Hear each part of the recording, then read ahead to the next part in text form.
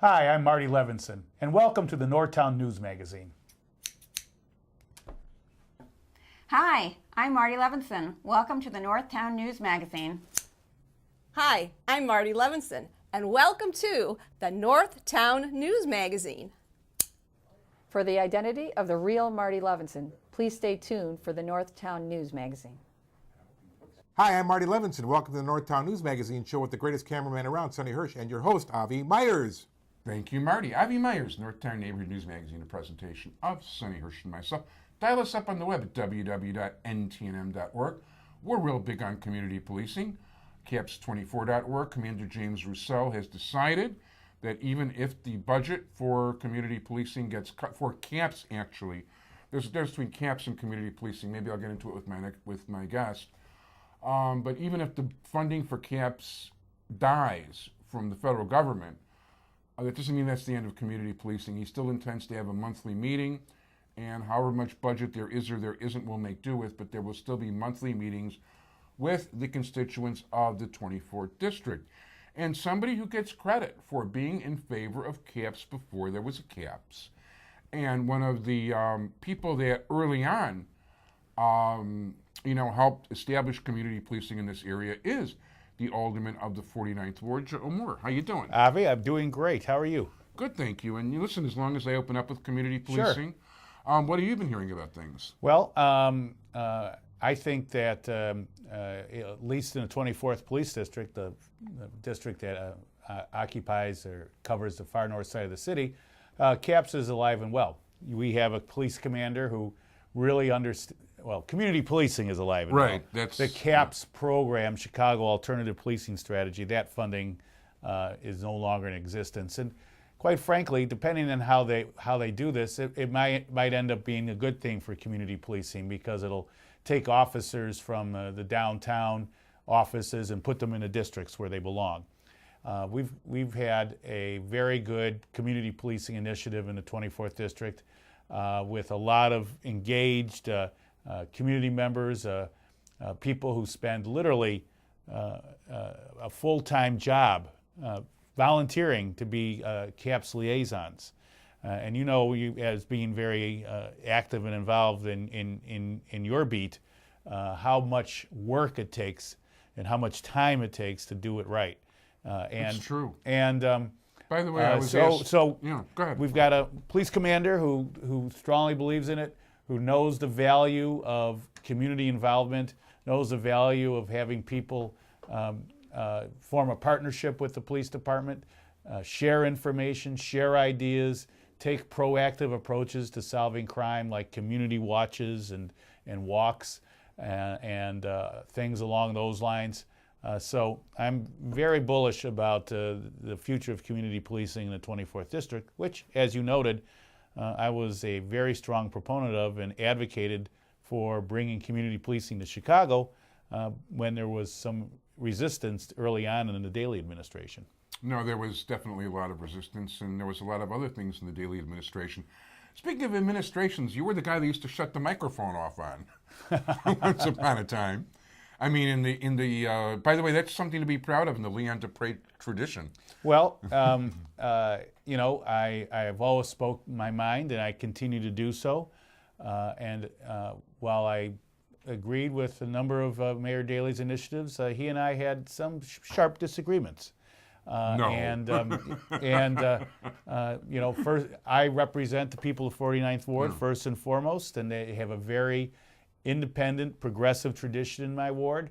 It's a philosophy and a set of values that I share, and so I didn't hesitate to challenge the mayor, to disagree with the mayor when I thought it was appropriate. Now, you're actually a committee chairman right now. I chair the City Council Committee on Human Relations.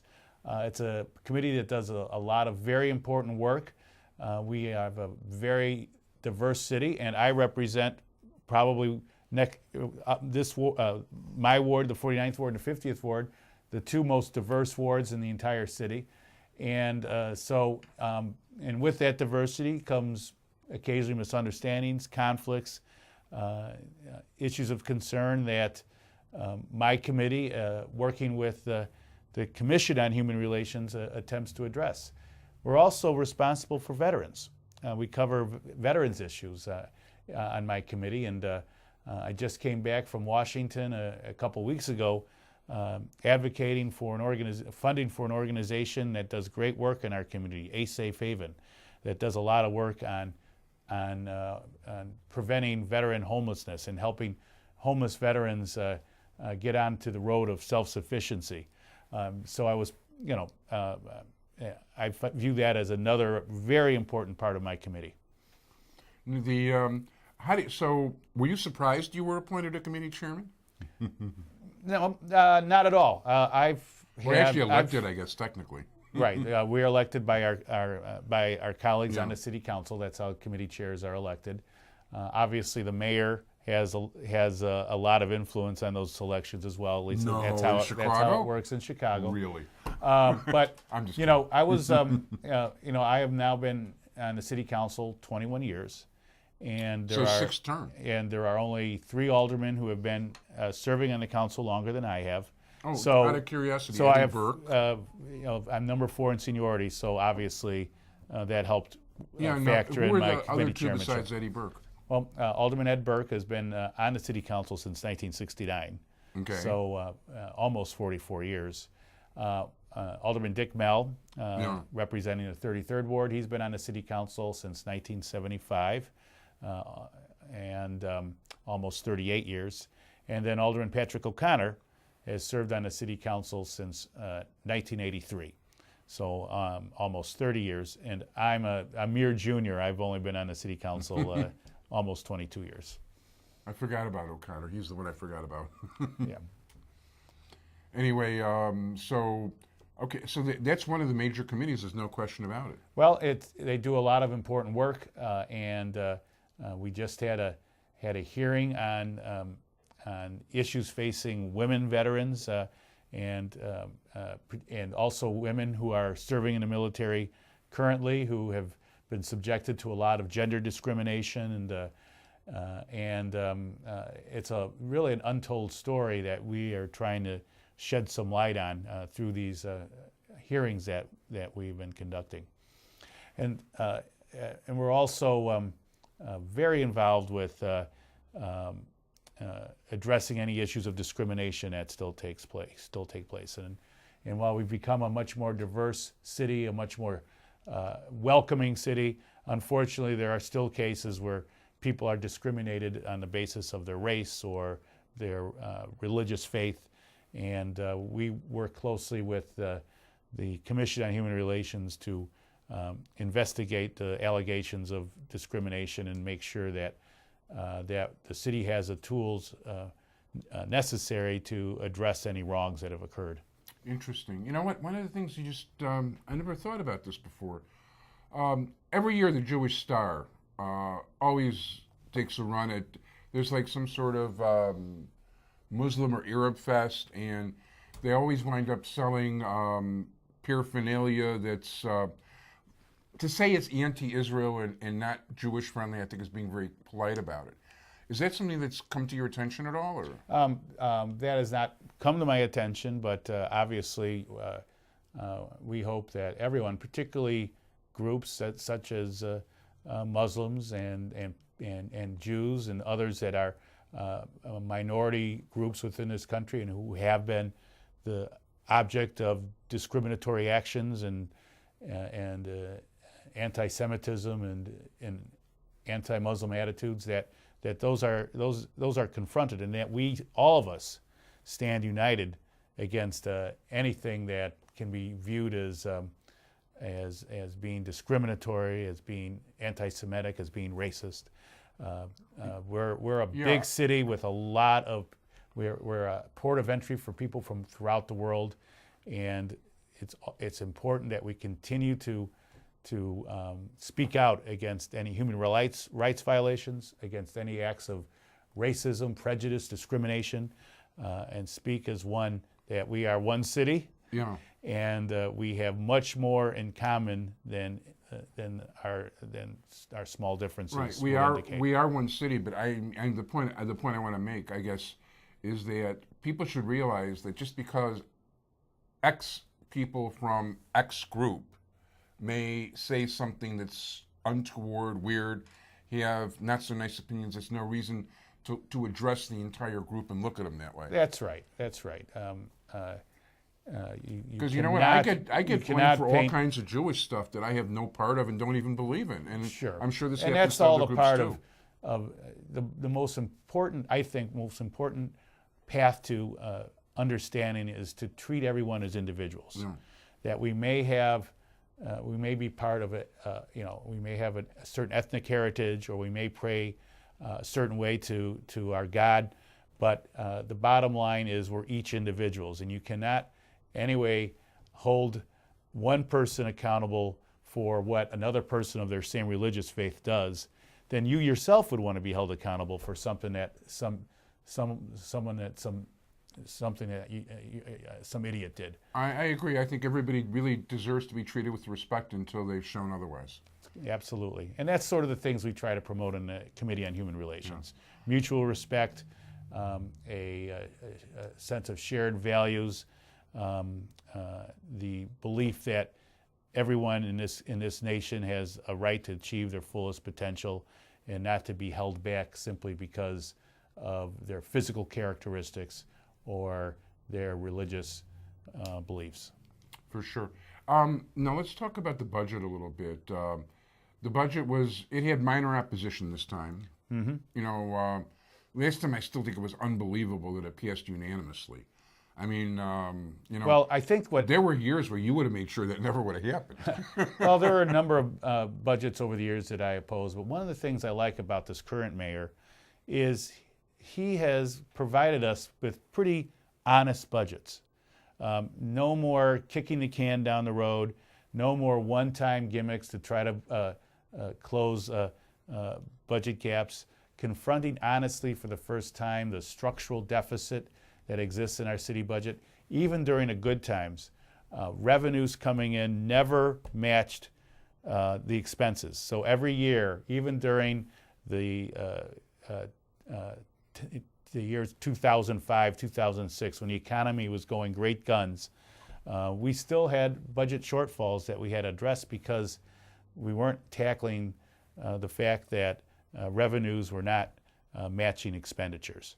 And now, the last two budgets, one of the reasons that I voted for the last two budgets, even though I didn't agree with every single provision within those budgets, was the fact that at least the citizens in this city were being told the truth, and that we were no longer resorting to one-time gimmicks like the parking meter deal or selling off other city assets. We were instead confronting the very real fact that we need to change the way we do things in government to make sure that our expenditures match our revenues. And by the way, I think my property tax bill and my water bill definitely are testament to that. Well, no question, those have gone up. But what we've experienced over the last 50 years is a gradual crumbling of our sewer and water infrastructure to the point where we can no longer put those repairs off anymore. We've right where we are. Yeah, I mean, things have crumbled within blocks. I think just recently they've just replaced the last of the wooden sewers. Wooden? that were built over 100 years ago with wood. Wow. So that just tells you how far back we are. They lasted that long? Well, no, because as you drive down any city street and see sewer and water main cave-ins, that's a manifestation of the fact that we haven't been taking care of our water infrastructure. So yeah, you know, even isn't though that just on Devon, even partially though those, in your ward too. I'm sorry. even those fee and water increases hurt and they sting a little bit, it's going to a good thing. It's going to repair infrastructure to make sure that we can continue to have safe drinking water and dispose of our sewage in a safe and responsible fashion without worrying that our infrastructure is going to crumble. No, which is a good thing. I'm all in favor of fixing infrastructure. That was one of my biggest problems with the stimulus plans, both from a Republican and Democratic viewpoint nationally, without getting into it too much, is, yeah, if you don't fix your infrastructure, you don't have a whole lot. It'd be nice that sure. those are investments that pay off in the long run. Not only do you create jobs while you're doing the repairs, but having solid bridges and solid sewers and water mains and things helps attract business investment, helps keep business and industry in your city. You don't want to have a situation where your basic infrastructure is crumbling and can't support basic industry and businesses in the community. No, that's important. Let me ask you, do you have, like Sonny and I were fortunate enough to get a tour of the Deep Tunnel. I've been on that tour as well. Oh, that is so cool. I can't be in there. It is amazing. But you know what? I was talking to him because I was thinking, boy, wouldn't it be interesting if they built this thing kind of flimsy and he had to go back down there every few years? Yeah. And you know what? Basically, we talked to the guys who were in charge. I mean, not just Terry, but Terry brought all the people that were in charge of the project. And I mean, that thing is built to go like 250, 300 years.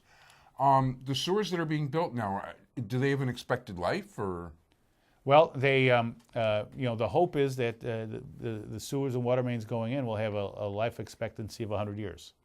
That, it won't be until our great-grandchildren are our age that they'll have to be replaced. 100's not bad. And actually, like I said, I'm a walker, and I've been, well, I didn't say that part, but I've been through the neighborhood. I've seen the sewers actually put in and see how big and thick those things are. Right, that's right. It'll take a while to wear it out, hopefully. Well, that's our hope, and investment in infrastructure pays big dividends, and you get your money back and then some. Now, speaking of budgets, okay, you have, one of the things I think is the reason that you're still the alderman, and I give you a lot of credit for it, is you were the first person around here, you've even spoken at Harvard about it, is the participatory budgeting. That's correct, yeah. Participatory budgeting, well, let me back up. Each alderman in the city of Chicago gets $1.3 million to spend at their discretion on infrastructure, some of the things we were talking about, capital improvement projects. And rather than deciding on my own how that money is spent, I turn those decision-making powers over to my residents in my ward. And over a course of a year-long process, community residents select the projects that they would like to see implemented. They put that list of projects on an election ballot, and then everyone in my community, age 16 years of age and over, as long as they live in the ward, can come and vote for their favorite projects, and the projects that get the most votes up to the point where we spend the allocation of money, I agree to implement. I agree to ask the city and the sister agencies to implement. So we've got new playgrounds as a result of this, new artistic murals, a community garden, a dog-friendly area, as well as basic infrastructure like newly resurfaced streets and repaired sidewalks and it's a very list. I've looked at it through the years. Yeah, if anyone is interested, go to ward49.com. That's my website. Click on the participatory budgeting link on the home page, and you can find out everything you could ever want to know about participatory budgeting. We were the first political jurisdiction in the United States to do participatory budgeting. I started it in my ward in 2009. We're now in our fourth year, and it's been the process that we've implemented here in Chicago has been copied in New York. There are now 8 New York City Council members who are doing participatory budgeting in their districts. We've got 2 City Council members in San Francisco that are going to implement it in their districts. And then we've got an entire city, the city of Vallejo, California, that's going to do it on a citywide basis. Wow. So it's definitely catching on. Oh, and finally, 3 of my colleagues in the City Council are doing it for the first time this year. So there are now going to be 4 City of Chicago wards that are doing participatory budgeting. Each of us is using $1 million of our $1.3 million allocation and turning it over to our people to decide. In other words, it's a radical idea, but letting the taxpayers decide how a portion of their tax dollars are spent. Well, actually, that's the kind of radical idea that makes too much common sense. And I think that, frankly, it's government that's become too radical in its inefficiency that if this is thought of as a radical idea. And that's the great this thing. is a common sense. And the great thing about this is there's total transparency. So you cut out those inefficiencies. You have the people deciding where the projects are rather than the aldermen. So no one has to worry that a certain street is getting resurfaced because a big contributor of the local alderman happens to live on that street, or that sidewalks getting repaired because the precinct captain lives on that block. These decisions are. Happened in Chicago? I've surrendered. I know, it's shocking. I've surrendered that decision-making authority and have trusted the people that have elected me to make those decisions. Now, one question. You said $1 million out of the 1.3, so you do set aside a little bit for your. After the first year, we decided that we needed a little cushion to set aside to take into account cost overruns and then some special emergency projects that might arise over the year. So it was a decision that I made in concert with our community-based organization that is overseeing the process. It's not an organization so much as a collection of people. We call it the Leadership Committee, which are neighborhood volunteers. There's about 20 of them who help work with my office on overseeing the process.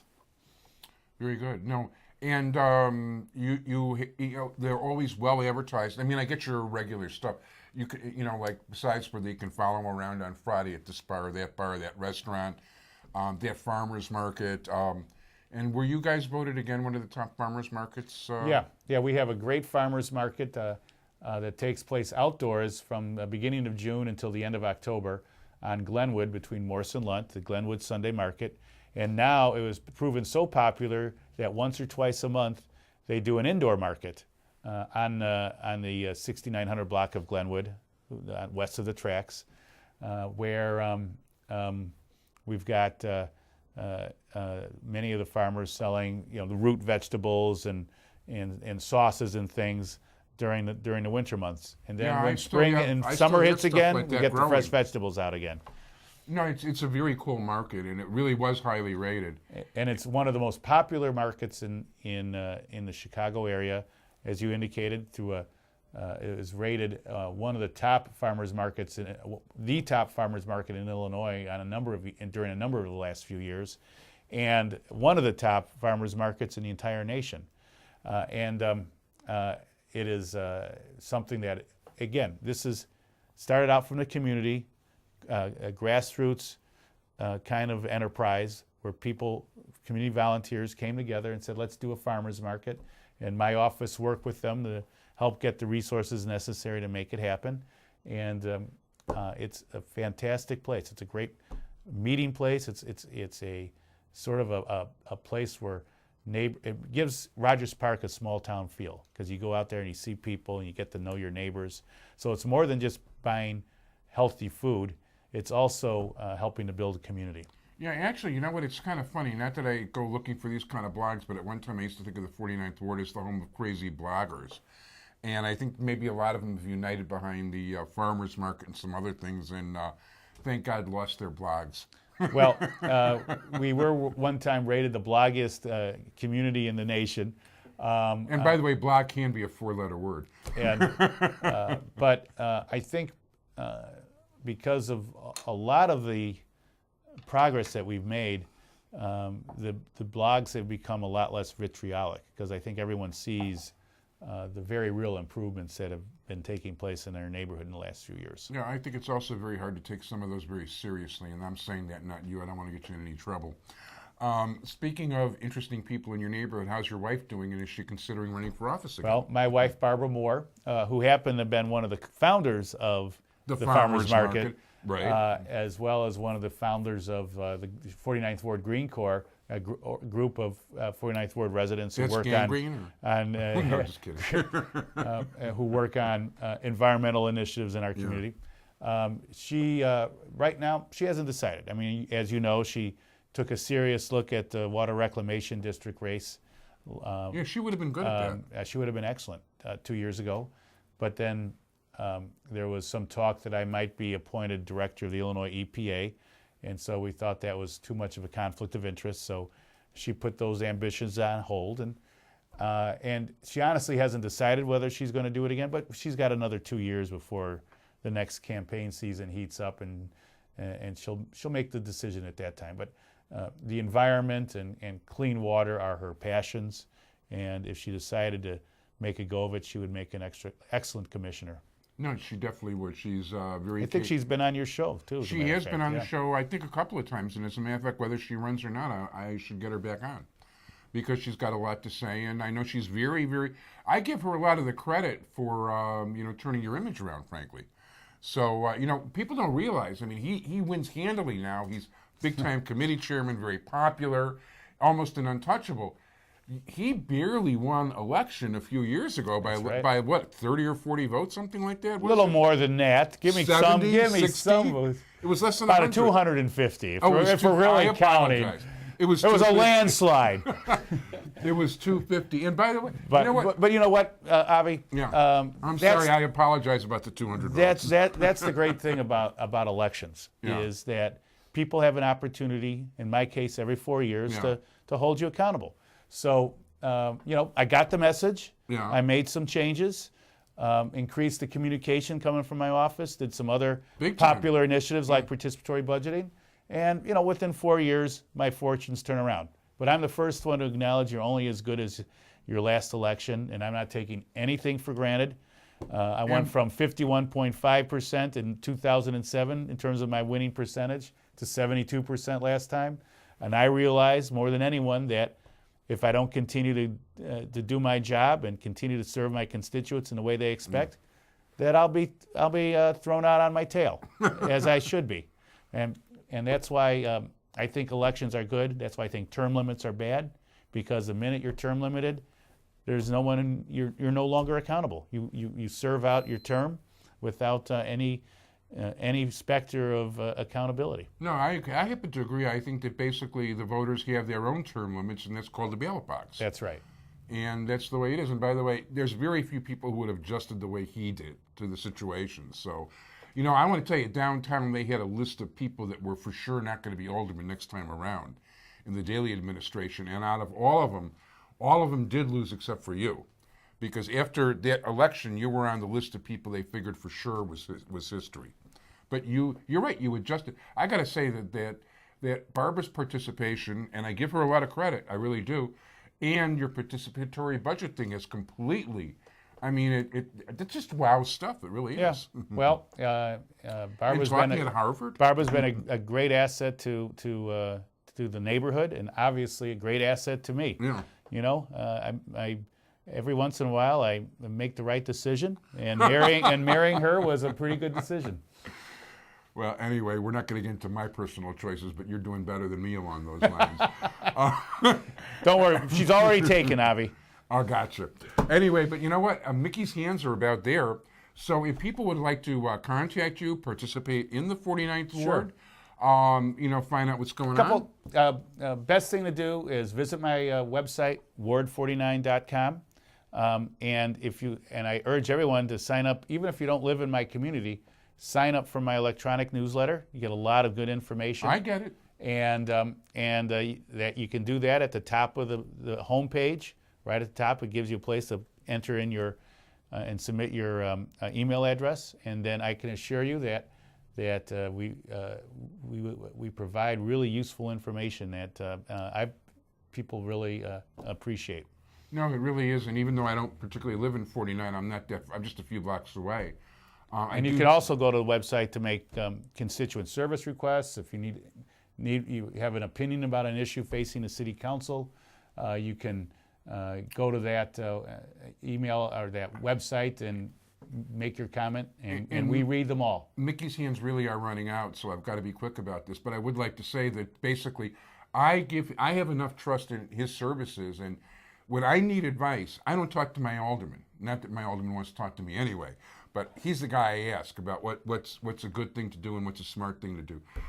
Hey, we're really out of time. Thank you so much, Avi, Alderman Joe it's Moore. always a pleasure to be and here. Good luck. Thank you. The pleasure was mine. Bye, everybody.